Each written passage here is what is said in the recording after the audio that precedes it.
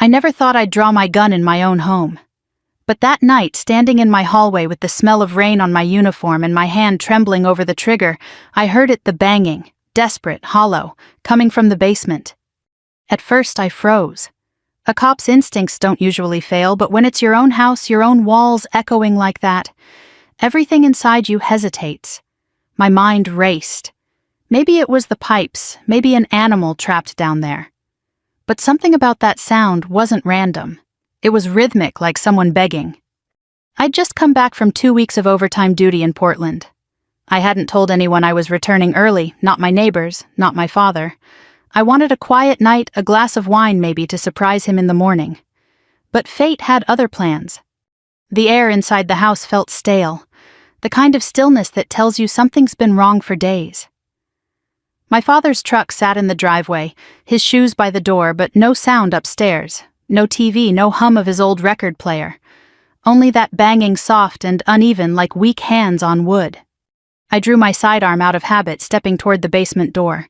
The old padlock hung there, new and shiny, definitely not the one I remembered. I'd grown up in this house.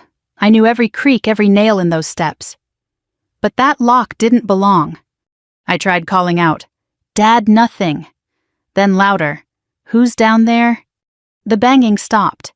For a few seconds, silence filled every corner of that hallway. Then a faint, broken voice. "Help! Please!" I didn't think. I just acted. My training took over.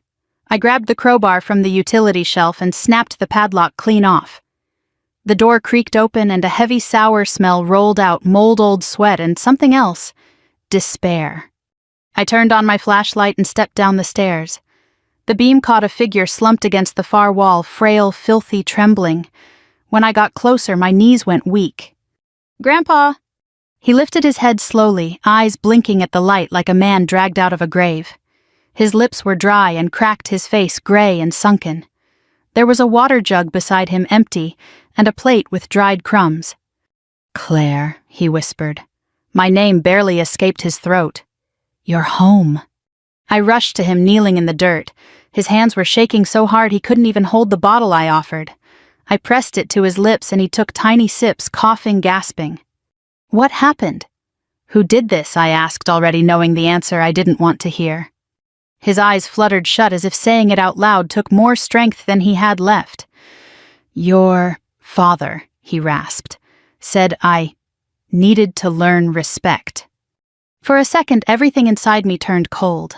My father, the man who wore pressed shirts to church, who lectured me on discipline, who'd stood in my police academy graduation with tears in his eyes, had locked his own father down here. I wanted to believe there was another explanation. Maybe Grandpa had fallen, maybe it was some twisted misunderstanding. But the new lock, the bucket, the plate, it all told the truth my heart didn't want to face. I helped him upstairs, every step slow and painful. The kitchen light flickered on, revealing the old man I barely recognized. His clothes were stiff with dirt, his hands blistered from trying to bang that door. When he saw the clock on the wall, he started crying softly. 6 days, he whispered. I counted them by the light through the crack. I wrapped him in a blanket and called 911. My voice was calm, almost mechanical, as I told the dispatcher elderly man found in distress. Possible dehydration and confinement. I didn't say who confined him, not yet. The paramedics arrived within minutes. One of them, a young guy with kind eyes, looked around the kitchen and frowned. "You live here, ma'am?" "Used to," I said quietly. "Not sure I do anymore." They carried Grandpa out on a stretcher, and as the sirens faded, I stood alone in that empty kitchen listening to the old house creak in the dark. On the counter sat my father's mug, still warm. He'd been here recently. I stared at the cup until my reflection blurred in the black coffee, and I realized I was shaking. Not from fear, from rage. If he was out there somewhere, he was going to learn exactly what respect meant. I tailed the ambulance because motion felt safer than thought. The siren pulled me past places that had raised me, Riley's Diner, where Dad taught me to tip in singles, Green's Hardware, where he knew every clerk, St. Luke's, where he polished the brass bell. County General smelled like bleach and burnt coffee. I flashed my badge without meaning to. Patience Leonard Henson. He's my grandfather. Curtain 6 blinked with soft monitors stubborn as the man who taught me to tie a fishing knot. A doctor with gray at his temples met me half in half out. Dehydrated electrolytes, low skin breakdown starting. Will run fluids, watch infection. Did he fall? He was confined, I said, the word cut, several days. The doctor nodded once a man who has heard too many versions. Social worker will chart. You know the drill. I do, I said, then pushed past to the bed. Clean sheets made Grandpa look like a boy in his father's coat. His knuckles were raw from knocking. I took his hand. His eyelids trembled, then lifted. You came back, he breathed. Your mother would have liked that. Then I'll do it her way, I said. First order drink water. He wheezed a laugh, coughed and squeezed my hand with stubborn pride. His glance flicked to my badge. Does he know you're home? Not yet. Good, he whispered. Don't tell the church ladies. Casseroles turn into questions. I'll handle the questions, I said, and the answers. The nurse asked me to step out. In the hall tile cooled my back while my mind replayed our kitchen, the warm coffee mug, the stale air, the new lock. If the mug was warm, Dad had just been there. If he'd just been there, he might still be watching. I called dispatch for a quiet sweep, no lights, no siren. Hearing a steady voice on the other end dropped my pulse a notch. Next, I called Mrs. Alvarez, our neighbor who knows our street's rhythm. You see my dad today? This morning, she said. Truck bed had a big plastic tote and that old belt for lumber. Walked like a man late to a meeting he shouldn't have scheduled. You all right, mija? I will be. Lock your gate for me. I opened my notes app and built a case. Time, place, condition, observations, new padlock, empty water jug, bent spoon used for pounding, stale air, coffee mug warm at 21:10. Suspect Thomas Henson, my father. The words looked carved. The social worker came with a clipboard and soft voice. She asked about Grandpa's health wandering, who provided care. I kept answers clean. Mom had been his advocate until her heart attack last spring. After the funeral, Dad took Grandpa in, called it duty loud enough for 3 pews to hear. Sometimes caregivers snap, she offered gentle. Fatigue, resentment. It doesn't excuse. Sometimes abusers plan, I said, and softened my tone. He bought a lock, he rationed water. That's not snapping, that's a lesson. Understood, she said. We'll keep him overnight. Outside, cold bit. I dialed Green's. Mr. Green answered on the second ring. I grew up in his aisles. Did Tom Henson come by? Yesterday morning, he said. Brass padlock and a bucket. Said raccoons. Told him to try marshmallows. Want the receipt? Yes, sir. I'll bag it with your name, and Claire, your mama, was a good one. I know, I said, and swallowed hard. Back at the house, 2 officers had cleared rooms. No forced entry, no father. Harris, a rookie with careful eyes, stood by the basement door. Ma'am, he said, hating the word because we grill the same burgers on the 4th. He pointed to new screws biting the hinge plate. Fresh install, whoever did this wanted it to hold. Photograph it, I said. Bag the lock. Check the garage for a belt with stains. Document everything. You sure you want to stay on this? I'm sure I can count. Count what? 6 days, I said. He was down there 6 days. Harris nodded and wrote, In Dad's den, the order was neat bills by due date pens, lined like soldiers, my mother laughing in a sunlit photo that winded me. On the top shelf sat Dad's Bible cover, worn to suede. Inside, last Sunday's program. A verse on fathers and discipline underlined hard. In the margin, respect must be taught. His tidy block letters read like a gavel. I took photos, page screws, lock the circle, a bucket left on concrete, things juries understand. Then I sat at the kitchen table where Dad always prayed too loud for show and listened to the house settle. The coffee in his mug had skinned over. I left it. Mrs. Alvarez texted a shot of Dad's truck turning onto Lake Road at dusk. I forwarded it to Harris, asking to pull County 12 and bait shop cams. 10 minutes later, he sent a still Dad's truck taking the West Fork toward the old cabin. Of course the cabin. He hides in places he thinks are his. I locked the door, slid behind the wheel, and let the heater push old leather through the vents. The lawn gnome sailor with a chipped pipe stood at attention beneath the porch light like nothing had happened. I thought of Grandpa's papery hand of Mom humming over dishwater, of Dad's shadow filling doorways, and his favorite word, respect, wielded like a cudgel. Pines crowded the two-lane. The wind shouldered the car as I climbed the ridge. Somewhere ahead, a Sunday school teacher who locked his father in the dark would be finishing his coffee, sure he was right. At the last curve, I killed the headlights. The cabin's outline rose between bare oak's porch light burning a lonely coin. A truck idled beside the woodpile tailpipe feathering white. I parked behind a screen of cedars and cut the engine. For a breath, I listened to tin rattle the lake working the shore, my own heart settling into its work. I steadied my breath and squared my shoulders. I checked my magazine reholstered and stepped into the cold.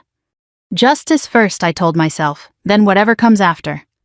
The cabin looked the same as it did when I was 12, the same slanted porch, the same rocking chair that never rocked straight. I parked behind a line of pines and killed the engine. The only sound was the wind sliding through branches, tapping like knuckles on old wood. My father's truck sat beside the shed tailgate open. A half-empty gas can rested inside. I could see his jacket hanging over the porch rail, the one Mom gave him years ago. The smell of burnt coffee drifted faintly through the cold night air. For a long moment I just stood there. The badge under my coat suddenly felt heavier than the gun on my hip. There's a strange kind of dread when you realize the person you're about to arrest is the man who used to tuck you in at night. I pushed open the screen door. It creaked the same way it always had. Inside the cabin was warm, dimly lit by a single lamp on the table. A Bible sat open beside a cup of black coffee still steaming. Dad wasn't in sight, but his voice echoed faintly from the back room. He'll understand one day, he was saying to someone, or maybe to himself. I took a step forward, my boots silent on the old boards. When I rounded the corner, he was kneeling by the wood stove stirring the coals. He didn't look surprised to see me. "Well," he said, brushing off his hands. "Didn't think you'd come back tonight." I didn't plan to. My voice was calm, but my heart was thrumming in my ears. "Where were you earlier?" "Home," he said easily, "taking care of things." "Grandpa!" He turned slowly, his face unreadable. "Ah, you found him." I swallowed the anger rising in my chest. "You locked him in the basement, Dad." He sighed as though I were the unreasonable one. "Claire, he's been impossible lately. Wandering off, spilling soup, yelling at neighbors. He needed a lesson in boundaries." "Boundaries," I repeated. "You starved an 85-year-old man." "He disrespected me in my own house," Dad snapped, standing to his full height. "He told the pastor I was lazy, said I live off your mother's pension. He made me look like a fool in front of half the congregation." "So you punished him?" I corrected him. The words hit harder than I expected. Corrected. That was the same word he used when I was a kid, when he took my phone, when he made me kneel on rice for lying about a test grade. It wasn't correction. It was control. Always had been. "Dad," I said carefully, "you could have killed him." He shrugged. "He'll live." Tough old man. He taught me the same way. There it was, the family curse handed down like an heirloom. Hurt disguised as discipline. "You think this is how respect works?" I asked. He smiled, small and bitter. "Respect isn't given, Claire. It's earned. You of all people should know that." "Yeah," I said. "That's why I'm not afraid to earn yours the right way." I unclipped my cuffs. His eyes flicked down and he laughed softly. "You're really doing this?" "I have to." For what he barked. For that senile old man. For the system that doesn't care about family. For Mom, I said. The word stopped him cold. For a second, something human crossed his face, then it vanished. "You don't know what happened with your mother," he muttered. "You were on duty that night. You weren't there when she fell." I stared at him. "She didn't just fall, did she?" He turned toward the stove, poking the fire until sparks jumped. She wouldn't stop defending him. Said I was too hard on him. Said maybe she should take him back to the nursing home. I lost my temper. Things got heated. My breath caught. "You pushed her." He slammed the poker against the stove door. "I didn't mean to," he shouted. The sound rattled the glass lamp, and for the first time his voice cracked. She hit her head. It was an accident. I stepped forward, forcing the words out evenly. "And you buried that accident under sermons about respect." His shoulders slumped. I did what I had to. Someone had to keep this family in order. I took the cuffs from my belt. "You're under arrest, Dad. Elder abuse, negligence, possibly homicide." He turned, then eyes red and tired. "Don't do this, Claire. You'll regret it every Sunday when that pew is empty." Maybe I said, but I'll sleep knowing I stopped this. I cuffed him without resistance. His wrists, once strong and tan, looked fragile now under the metal. The fire hissed low behind us. As I led him outside the porch, boards groaned under our weight. The wind cut through the trees like a sigh. When we reached the cruiser, he stopped and looked back at the lake. "You think you're better than me?" he asked softly. "No," I said, "just different." He gave a short, bitter laugh. "You'll see. The world doesn't run on kindness, Claire. It runs on control." I shut the car door before he could say more. Standing there under the pale porch light, I realized my hands were shaking again, not from rage this time, but from something sadder. I wasn't just losing my father tonight. I was cutting off a bloodline of cruelty that had stretched across generations. The sirens approached, painting the woods in blue and red flashes, the same colors I used to chase as a child when he'd take me to the 4th of July fair. When they reached us, I whispered a prayer under my breath, not for him, but for whoever I'd become after this was over. The drive back to town felt longer than the distance deserved. The blue and red flashes behind me pulsed across the wet asphalt, a steady reminder that nothing would ever be the same again. My father sat in the back seat silent, his gaze fixed on the passing trees. Every now and then I caught his reflection in the mirror, still expressionless, like a man who believed he had done nothing wrong. At the precinct, procedure replaced emotion. I handed over my badge, temporarily conflict of interest, and signed the intake paperwork for the arresting officers. Harris, the rookie who'd helped at the house, stood awkwardly by the desk, waiting for instructions he didn't want to give. "You don't have to look at me like that," I told him. He rubbed the back of his neck. "It's not that, Sergeant. It's just, I grew up hearing your dad give the invocation at parades. Feels strange seeing him. In handcuffs, I finished. It feels stranger being the one who put them there." He nodded. "You want me to process him?" "I'll observe," I said. "That's all." The room was quiet except for the sound of paper forms being flipped and the low hum of fluorescent lights. My father didn't resist the mugshot, didn't flinch at the fingerprint ink. He looked almost proud, chin raised slightly, as if this too was another moral test he was passing. When they took him to holding, I turned away. That's when Captain Rollins came out of his office, coffee in hand, face lined with both sympathy and restraint. "Claire," he said, motioning toward his door, "let's talk." Inside, he set down his cup and closed the blinds. I read the report. "You did the right thing. But it's going to get ugly. The town loves your father. Half the department's wives bake pies with the man's Bible study group." "I don't care about the town," I said flatly. "I care about what he did." Rollins sighed. "I know, but you'll need evidence solid enough to quiet gossip. People don't want to believe a man like that's capable of cruelty." "They'll believe the photos," I said, "and the medical report." He nodded slowly. "Let the DA handle it from here. You stay clear until the trial. Internal Affairs will ask questions about your involvement." "I'll answer them," I said. "Everyone." He gave a small nod of respect, the kind only cops who've seen too much give. "Get some rest, Sergeant." But rest didn't come. I drove to the hospital instead. Grandpa was sitting up now, sipping soup like it was the first good thing to happen to him in months. When he saw me, he smiled weakly. "I thought I'd dreamed you," he said. "You used to run around this hospital in pigtails. Broke your arm climbing that apple tree." "Yeah," I said, pulling a chair close. "You told everyone I was a wild thing." "You still are."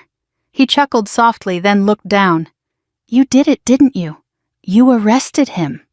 I hesitated, then nodded. "Yeah, Grandpa, I did." He set his spoon down and stared into his bowl. I suppose I should feel relieved, but all I feel is old. I took his hand gently. "You shouldn't feel guilty for surviving." "I'm not guilty," he said quietly. "I'm sad. He used to help me with my medals when my hands shook too much. He used to call me his hero. I never thought he'd turn out this way." "People hide what they are," I said, sometimes even from themselves. He studied my face for a long time, and sometimes he said they hide it from the ones who love them most. The nurse came in to check his vitals, and I stepped outside to take a call from Harris. "We searched the cabin," he said, "found some personal effects. Journals, receipts, a few letters your dad never mailed, and... Claire, there's something else." "What is it?" A shoebox. Inside were old photos of your mom, hospital bills too. Looks like she had bruising before her fall. I closed my eyes, the world tilting for a second. Bag everything I said, and Harris, keep it quiet. Understood. When I hung up, I found myself in front of the chapel window near the hospital cafeteria. The glass was old, tinted with faint colors of blue and gold. I remembered standing here after Mom died, my father's hand heavy on my shoulder. He'd told me, we must accept what God takes from us. It's His way of teaching humility. But now I wondered if that line was just another shield he'd built, a holy excuse for cruelty. The next morning, the DA's office called. They wanted a full statement. I spent 2 hours recounting every detail: the lock, the smell, the sound of my grandfather's voice. When it was over, the DA, a woman named Marcy Layton, looked at me carefully. "You're sure you want to testify?" she asked. "It'll be public. The whole town will hear it." "I'm sure," I said. "If people only hear his sermons, they'll never know the truth." She nodded slowly. "You're brave, Sergeant. But bravery has a cost." "I've already paid it," I said. "Now I just want the truth recorded." That night I went back to the house one last time. The basement was clean now, crime scene tape gone, walls bare. But the outline of where Grandpa's chair had been was still visible in the dust. I stood there for a long time, tracing the faint pattern with my boot. I could almost hear him knocking again, faint and steady. I whispered into the quiet, "It's over, Grandpa. He can't hurt you anymore." But deep down, I knew it wasn't over, not yet. There was still the town to face, the trial, and the long silence that follows when justice and family collide. I turned off the light and climbed the stairs, each step heavier than the last. The word respect still hung in the air like a curse. The courthouse smelled like polished wood and coffee that had burned too long. The hearing was supposed to be brief: initial charges, bail review, but the crowd that gathered turned it into a spectacle. Word travels fast in small towns, especially when the man in cuffs once led Sunday prayers. I took a seat in the back row. My badge was pinned under my jacket instead of on it. I didn't want to walk in as Sergeant Henson today. I wanted to walk in as Claire, the daughter who'd seen enough. Dad stood at the defense table, hands clasped behind his back, wearing the same gray suit he'd worn at Mom's funeral. His hair was combed neatly, his Bible tucked under his arm like armor. Across from him, the district attorney shuffled her notes. My stomach tightened when he finally turned and saw me. His eyes softened, almost paternal. He nodded once as if to say, "I forgive you." I looked away. The judge entered, a man my father used to fish with, and everyone stood. The murmur in the room died down to the low hum of ceiling fans. When the clerk read the charges, elder abuse, unlawful confinement, possible homicide review, the crowd shifted. I caught snippets of whispers. "Can't be true. He's always helped the food drive. Must be a misunderstanding." Dad listened with his chin up like a preacher waiting for his turn at the pulpit. When the judge asked if he understood the charges, he said clear as day, "Yes, Your Honor. And I will prove that what I did was out of love." A tremor ran through me. Love. That word again, twisted until it didn't mean kindness, it meant control. When the judge called for testimony, the DA motioned for me. I stood, my legs heavier than they'd ever been in combat boots. Every step to the witness stand felt like crossing a frozen lake, each board threatening to crack under the weight of what I carried. "State your name and occupation." "Sergeant Claire Henson, County Sheriff's Department." The DA nodded. "And your relation to the defendant?" "He's my father." A ripple went through the courtroom. Dad smiled faintly, the way he did when I won spelling bees as a kid. Pride looked almost the same as arrogance on his face. The DA began gently asking about the night I returned the sound from the basement, the lock, the condition of my grandfather. I spoke plainly, sticking to facts the way we're trained. But when she asked, "What did your grandfather tell you?" I hesitated. He said, "My father told him he needed to learn respect." The courtroom went silent. The sound of someone shifting in their seat echoed like thunder. The DA pressed on. "Sergeant, did you find evidence supporting confinement?" "Yes, a new padlock, a bucket, empty water jugs, a single plate." "And did the defendant attempt to justify this act?" "Yes," I said. "He called it correction. He said it was how he was raised." The DA nodded. "Thank you, no further questions." When the defense attorney approached, Dad whispered something in his ear, then the lawyer smiled thinly. "Sergeant Henson," he began, "you've served this county with honor. You understand discipline, don't you?" "Yes." "You know that sometimes tough love is necessary." "Not when it leaves someone starving." He paced, hands clasped. "Your father took in your grandfather when no one else would. Isn't that true?" "Yes." "So he provided food, shelter, and care." "Until he didn't." The lawyer stopped in front of me, voice soft. "Do you believe your father is an evil man?" I looked straight at him. "I believe he's a dangerous one." A murmur spread through the seats. The judge banged the gavel once, but the whispering didn't really stop. The lawyer returned to his table, whispering again to my father. Dad's jaw tightened. For the first time, I saw fear there, not of prison, but of exposure, of his legacy unraveling. When it was over, the judge denied bail and scheduled a full trial. The officers escorted Dad toward the side exit, but halfway down the aisle he stopped. He turned toward me, voice low but clear.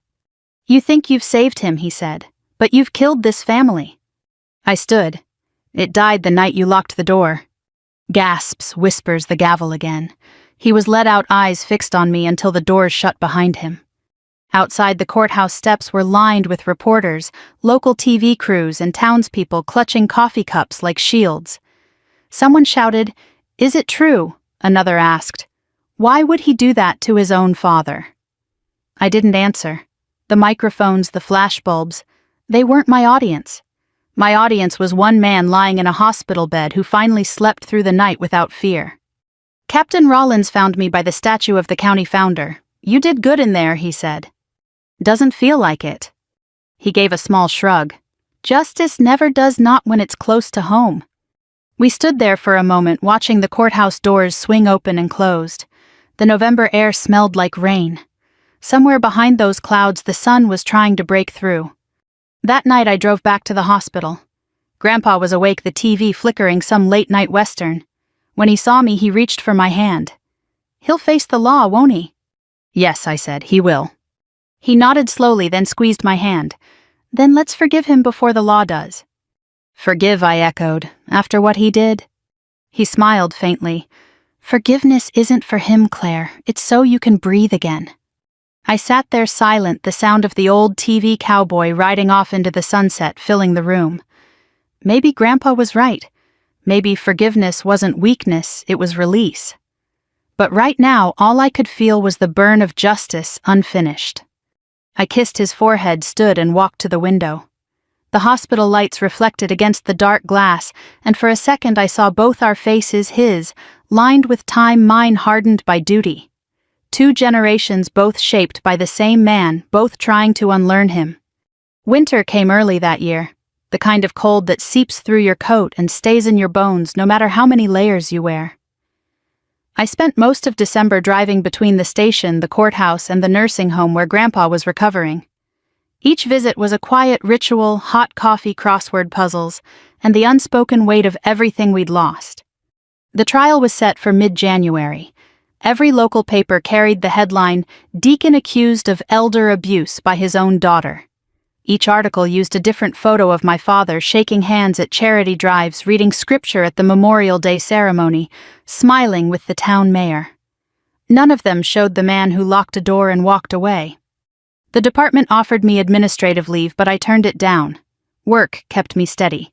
Filing reports, issuing citations, those were problems I could fix. What I couldn't fix was the small-town gossip that followed me everywhere. Grocery aisles went silent when I passed. Neighbors who once waved now pretended not to see me. Even church was different. Pastor Collins called one Sunday voice soft as rain. "Claire, you're welcome anytime you know that, but maybe give the congregation a little space right now." I thanked him and hung up without answering. I wasn't sure if I wanted space or faith. That night I visited Grandpa again. He was thinner but stronger color back in his face. He sat by the window with his robe pulled tight, the Bible open on his lap. "Snow's coming," he said, nodding toward the gray clouds. "Yeah, looks like it'll stick this time." He studied me for a moment. "You been sleeping?"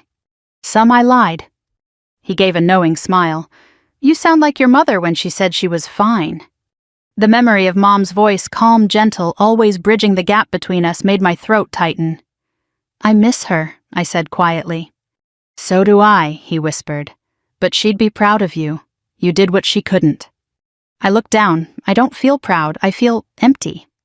"That's how justice feels before it turns into peace," he said. "Give it time." The next week I got a call from the DA's office.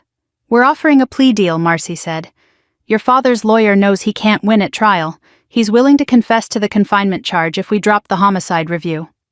I didn't speak right away. "He killed her, Marcy. You and I both know that.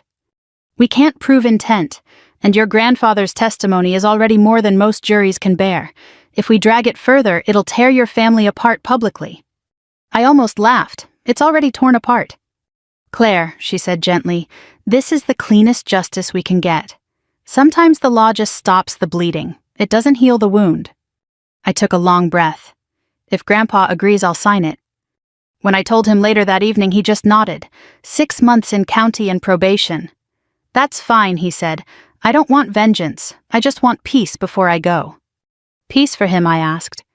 "For us," he said softly. The sentencing was quiet. No cameras, no reporters, just a handful of townspeople who wanted to see how a man of God fell. My father stood before the judge in an orange jumpsuit. His hair had gone whiter in just a few weeks. He didn't look at me. When asked if he wanted to make a statement, he nodded once. "I only tried to do what was right," he said, his voice steady. "But maybe I mistook control for care. Maybe I forgot what love's supposed to look like. I hope my family finds forgiveness. I already have." He turned then, not toward me, but toward Grandpa, who sat 2 rows behind. For a second I thought Grandpa might nod back.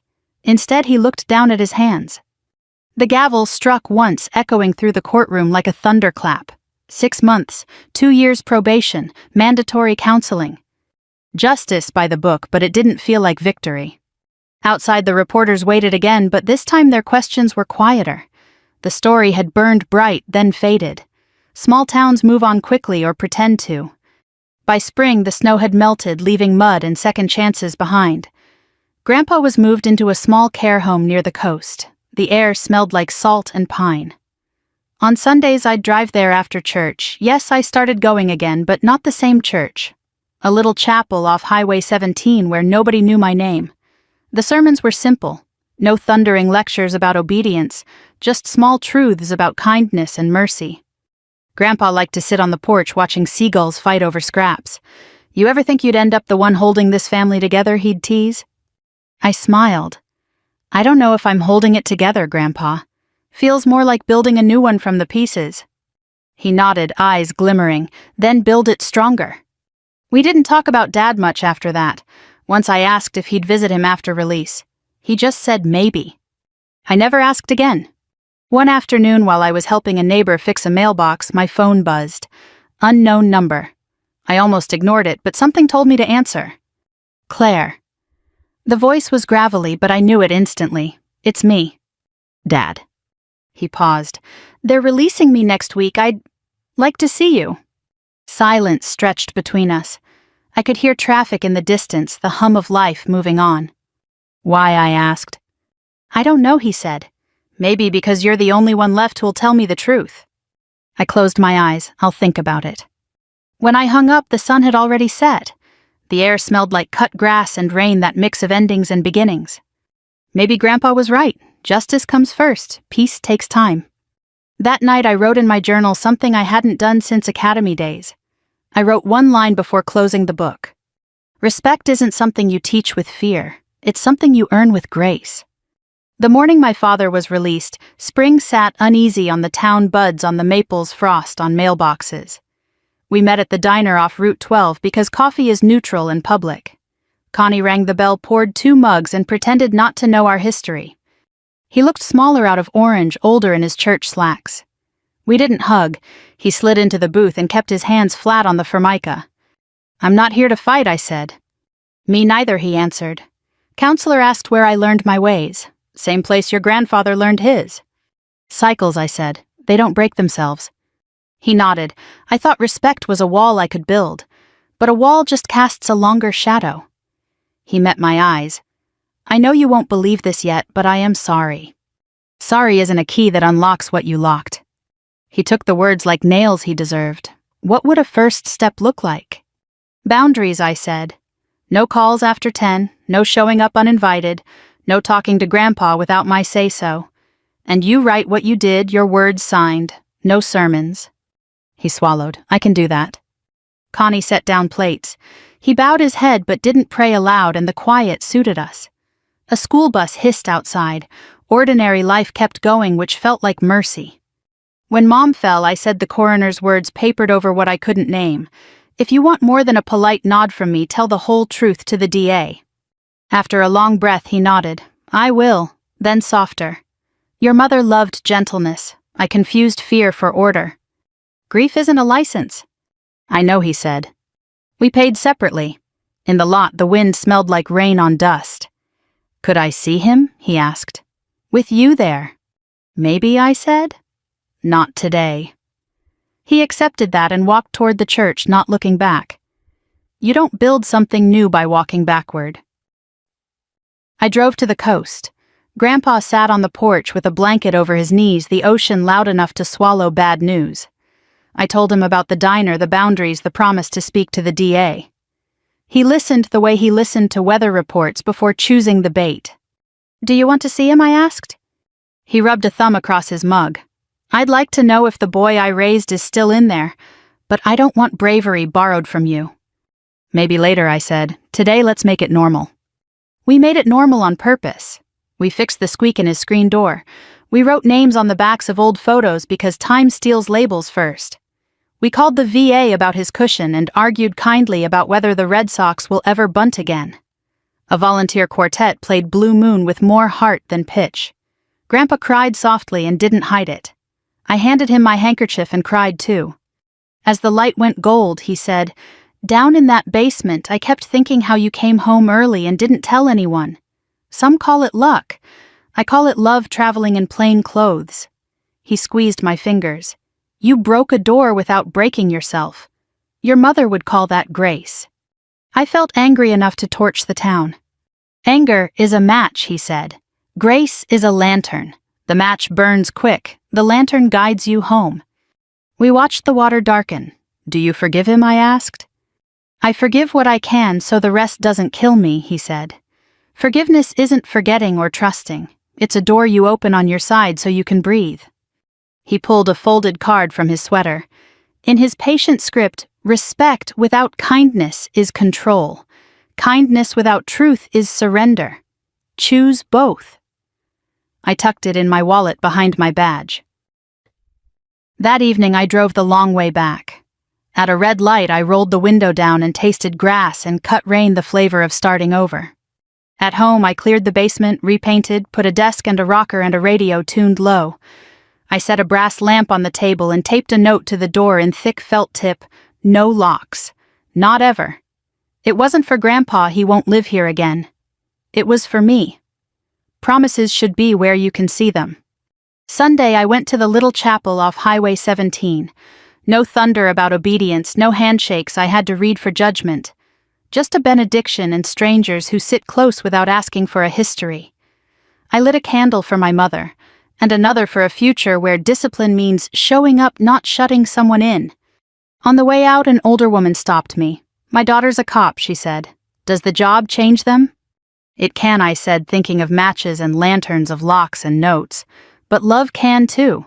Make sure she comes home to it. A week later, my father kept his word. He met with the DA, wrote his account, signed it without embroidery, and sent a copy to me. The handwriting so tidy, so certain, looked like a fence trying to learn to be a gate. I didn't answer, not yet.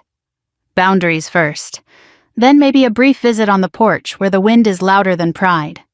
If you're listening and you've carried a hard legacy, if the word respect has been used like a hammer in your house, hear me, you can set it down.